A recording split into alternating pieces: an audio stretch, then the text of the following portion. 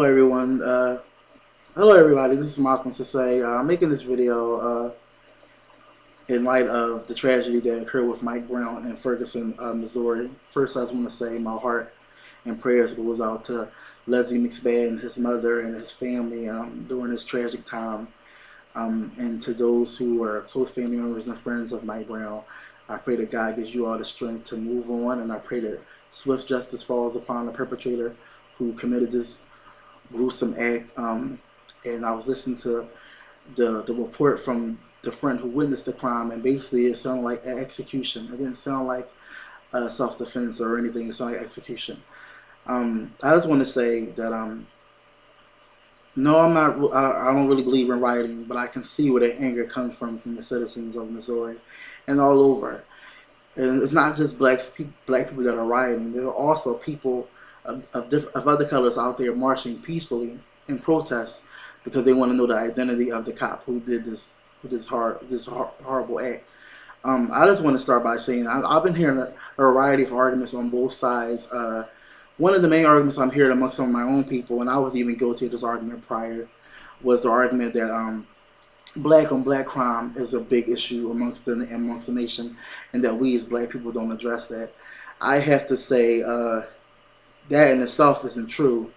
I know back home in Philadelphia, you had the mothers, I think it was called Mothers Against Guns. It was like an organization of mothers who lost their children tragically to the streets that marched peacefully in protest of guns. There's a lot of issues that abet to the whole black on black crime. That's a whole different story. The issue of military weaponry in the inner city. Like, I was in Philadelphia, and there were times where young men in the city that had access to AK-47s, military weaponry.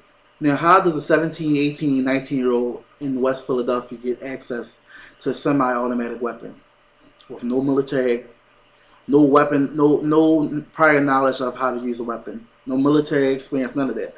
How do they gain access to that? And a lot of that goes back to our weak gun laws, how these people get access to guns in regards to the levels of black on black crime, and also urbanization. When you put a high number of people in a small area, whether it's black, white, Asian, there's going to be higher levels of violence. Like if you have, for example, with a lot of whites in certain southern states, if you have a lot of whites or out in Detroit, Midwest, if you have them congregated in a small trailer park or a small area, there's going to be a high level of violence there. When you have a high number of people in a small area, people become territorial, almost like animals. It's like a wolf pack. People become territorial. People want to fight. They want to argue. They want to bicker. Little things escalate to big things, and then you have issues that no one can't stop. And as far as the black on black crime, there are a lot of issues that cause that. In a lot of these areas, you get a scarce amount of jobs, but there's a high amount of drugs. There's a high amount of military weaponry. So you have these men and these women that are under the influence of drugs, engaging in all kinds of activities, not thinking rationally because their mind has been warped from the drugs that they're taking and from what they're seeing around them. It's like a form of institution. They're being institutionalized. Not just the people that are incarcerated, but the people that are out here free on the streets. They're growing up in these communities, and that's all they're seeing. That's why urbanization has caused a lot of people to commit black on black crimes, where we're congregated in small areas, and it causes us to act out against each other. I used to see it even in Philadelphia. It became so overpopulated, so many people in such a small area, and then if you got like 3 or 4 people that's trying to sell drugs in the same neighborhood, it becomes like a business transaction. Oh, I got to get rid of you because I'm trying to make my hustle, and you trying to make your hustle. We in the same neighborhood, so I got to get rid of you because you're a competition. But this whole thing in regards to police brutality, the reason why this is an issue, because these men and women are supposed to protect us. The black on black crime happens within every race. The media always portrays the black as just the most violent race, as if we don't have any positive things going on. We always talk about Chicago and Philadelphia, but they have yet to highlight that the rate of Chicago homicide has dropped significantly. In fact, in 1974, prior to many of us being born, 1974, Chicago had one of the highest murder rates at 970 murders. Last year, it was 415. It's still a lot, but you got to keep in mind that Chicago is a city with millions of inhabitants. So when you have such a big urban environment, of course there's going to be more murders. but it has dropped significantly. And it's also a school in Chicago with a 100% graduation rate amongst black men. But the media doesn't highlight that. Every time a urban environment that's predominantly black is shown on TV, it's always shown in a negative light. Philadelphia is always portrayed in a negative light. Chicago, Los Angeles, Atlanta, Baltimore, New Orleans, Mississippi, I can go on. We're always portrayed in a negative light. With Mike Brown's situation, Mike Brown was gunned down by a cop, and when I read the details before, it sounded like it was execution style. And like I said just prior, the problem with that is he was gunned down by a man who was supposed to be a protector of the people. As a law officer, their job is to protect and serve. If we're constantly being pummeled and beaten left and right, that's the problem with police brutality. We're not being protected. You guys are supposed to protect us, but you're harming us and you're hunting us like cattle. Even prior to the death of Mike Brown, there was an incident of a black woman. I think this was in California. She was being followed by a police officer and she didn't feel safe. So she drove to an area, I guess, where there was enough people to witness her with the cop, and she pulled over. And there was a recording online that was very graphic. It made my blood boil. I'm like, this is still a woman, even though you're a man and you're supposed to be apprehending the suspect. This is still a woman. You don't need to have so much aggressive force on her. He was attacking her and punching her like she was a man. She's an older woman at that. He was beating her on the side of the road. I felt like I was watching one of those Roots movies where the woman was being beaten by the slave master. It didn't even feel like he was apprehending the suspect. It just felt like it was physical abuse. It just felt malicious. It felt evil in a sense to me. And that's when I feel when I turn on the media today. I feel like it's just a sense of evil. The world needs love. There's a lack of love. There's a lack of God in today's world. And we're all scattered. And the media just portrays us, black men and black women, in a certain light. All these people that are marching peacefully, these are not vigilantes, these are not thugs, these are not gangsters. These are men and women of color coming from a variety of backgrounds that are simply tired of being treated like animals. We're tired of being treated like animals. So I'm making this video to everyone. If you are a black male, if you're a black female, I don't care if you're a physician assistant that makes $100,000 a year. I don't care if you're elementary school teacher that makes $35,000 a year. If you're a person of color, be careful. When you're being pulled over by police, pull your cell phone out and record your whole conversation, record the whole scenario, and not for social media purposes, but for your own protection. We're getting to the point where I feel like martial law is about to fall upon us. I really feel like we're getting to that point. It's just like the police are just taking their authority, they're abusing their authority to the extremes upon which I've never seen before. It's like history is repeating itself. I really feel like we're slowly getting back to those days of the 50s and 60s where we're being attacked and we're being beaten and justice is not being served.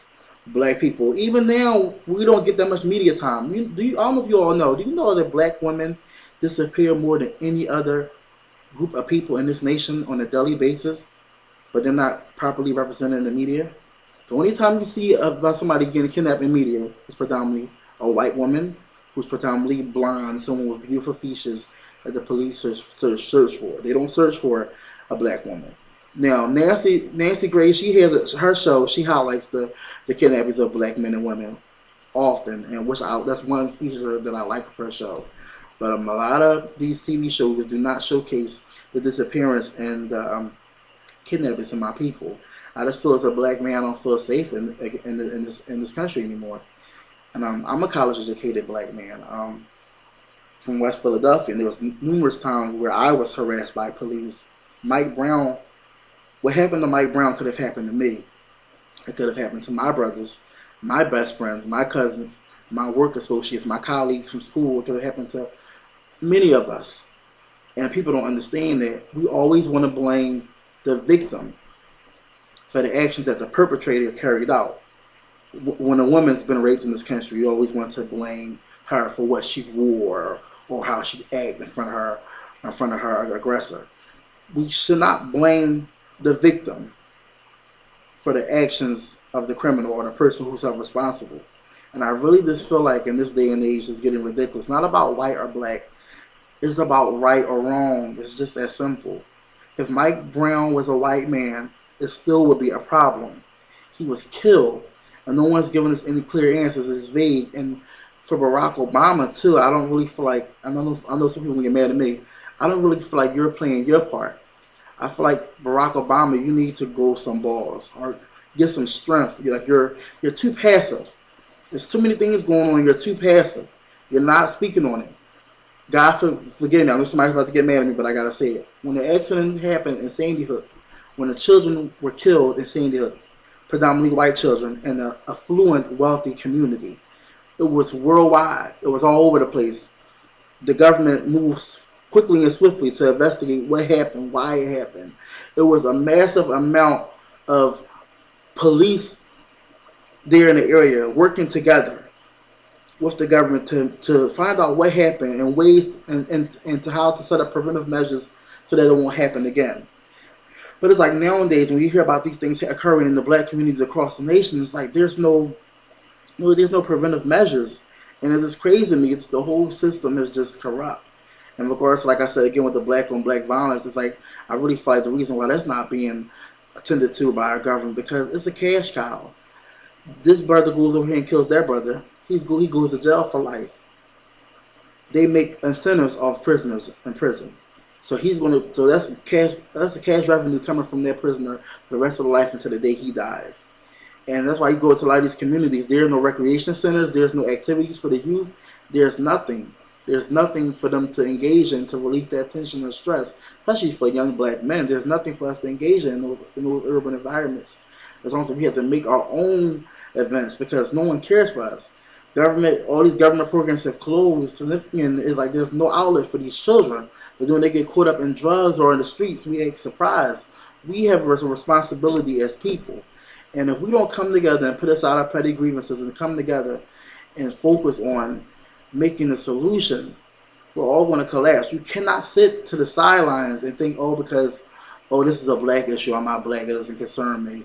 Or I'm black, but I'm educated, that doesn't concern me. It concerns everyone. It concerns everyone because this is not a black or white issue. This is a humanity issue. Humanity is lost in the current generation. I don't know what's going on. It's just like social media has just made our brains we can't think critically. We don't have analytical reasoning. We don't know how to converse properly. We don't know how to think with our own minds. We have to be told what to focus on. And it just saddens me. It's just like I only wish, in light of the death of Robin Williams, who had a great impact on the world, and I was a big fan of his, I only wish that we had the same amount of effort that it took to portray Robin in a positive light and showcase the level of talent that he had. I only wish that we used that same effort to reduce the amount of violence that's happening all around the country. Not just in Ferguson, but everywhere. These things are happening everywhere. Everywhere. It's LA, Mississippi, Atlanta, Savannah, the Carolinas, Philadelphia, New York, Baltimore. It's happening everywhere. And it's just like, we really should be in a state of emergency. It's just like, are we that desensitized to murder and mayhem in the media that we just don't act on it anymore? So I'm just really disturbed by this, and I'm just disturbed by some of those black people who think that it's not important. Police brutality can happen to anyone. Don't think for a second that it's the victim's fault. Like I said, it could have easily happened to me. I remember one time I was on the porch with friends of mine. I just came home from school that night, and two of my other friends came home from work, and the other friend of mine, he came home from school also. This is about 2009, and two officers pulled up. One was a woman, and one was a male. They were both black officers, so I'm not here to promote a black or white issue. I'm just telling what happened. We were on the porch, and the black guy came up, and he said, "I need to see ID and prove that you live here." And I told the officer, "That's not a law. I'm not required to show you ID to prove that I live here. This is my home. I don't have to show you ID to prove that I live here. It's not late at night. We're not looting. We're just sitting here talking and having a good conversation." So he got mad and began to search everyone and said, "If you don't show me ID and prove that you live here, I'm going to take you in." I said, "Sir, if I go in the house, I'm not coming back out. I'm not going in the house to get my ID. I live here, and I'm not required by law to show you that I live here." And he knew that he didn't have any bearings over what we were doing, so he left. Long story short, when you know your rights, people can't harm you They won't harm you. So that's another thing too. For my people, get educated. Know the legal system. Know your rights. Learn your rights. You have rights as a citizen of this country. And most importantly, just be safe. Like I said before, I don't feel safe anymore as a black man in this country. And I think in August 14, 2014, this is a sad day in America. And many people are not going to pay attention because they think it's just a black and white issue. They think a lot of people think we African Americans are embellishing what we go through every day in this country. We're attacked, we're hunted, and we're treated, and they don't have any kind of respect for us today in today's society. You don't have to be a thug or a criminal in the street. It's happening to everyone. It's becoming more widespread. And when we don't do anything, they're going to continue. There are going to be more people. There are going to be more Trayvon Martins. There are going to be more Mike Browns. There's going to be more people that are going to die tragically if we don't do anything about it. But sooner or later, it's not just going to be black people that are going to be getting killed tragically by police. There's going to be other people also. And I think maybe that's what it takes.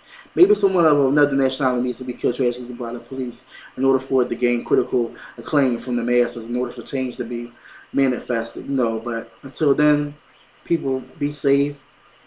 Like I said, if you're a person of color, record all your interactions with the police. I don't care if you're being stopped for speeding. Pull out your phone and videotape them. I had a friend of mine who got pulled over in Jersey not too long ago.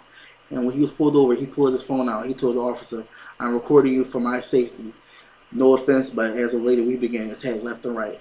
And he said, "The officer just looks stupid, but I bet you if you pull that phone out, there won't be no actions of aggressiveness, and you will be let go, no problem." But that's all I have to say. I'm done with my little rant for the day. Everyone be blessed. Take care. And lastly, again, my heart and prayers goes out to the family of Mike Brown. And I pray that President Obama does something productive. I pray somebody does something. Our government is just so slack when it comes to things that deal with my people. It's like Hurricane Katrina. The response from FEMA was just sad, but yet when that tsunami happened halfway across the world in Asia, America was over there within 24, 48 hours. It just goes to show me that black life has a low level of priority in the lives of the government. We're not high on the priority list when it comes to our government. When it comes to black and brown relations, we don't matter unless we're being jailed or treated as if we're malicious and egregious and violent. But that's enough for me. Be blessed. Have a good day. Everyone be safe. And stay informed about what's going on. And that's it.